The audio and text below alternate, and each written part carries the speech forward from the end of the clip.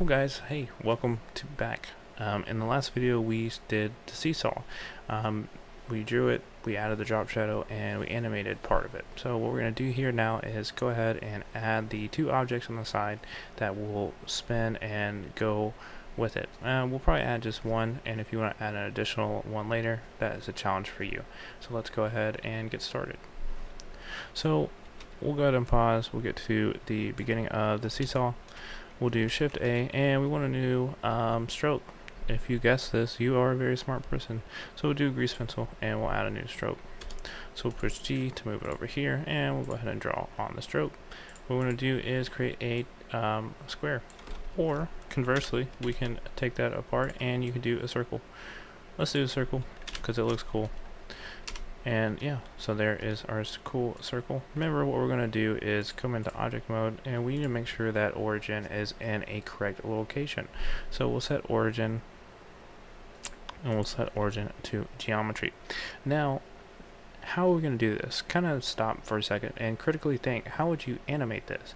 If you want the ball to go along this axis with the seesaw, do you animate it frame by frame? You could do that, or you could animate it individually, or you could take use of another method called parenting. And that's what we're going to do in this video, is we're going to create empty objects and parent them to the seesaw, and then parent the strokes, the ball and the square, to those empty objects, and then we will animate from there. This allows us to, well, you'll see what it does. So what we're going to go ahead and do is do Shift A, and we're going to come in here. This is new, so don't get scared. New empty single arrow. So this points up, this indicates where it's at. And yeah, so now what we're going to do is, with the arrow selected, make sure, by the way, that you are on the dope sheet, and that your keyframe is at the beginning. Just don't make the mistake that I did. So now that we are in the beginning, what we're going to do is do Shift, select the object, and then Control P, and select Parent to Object.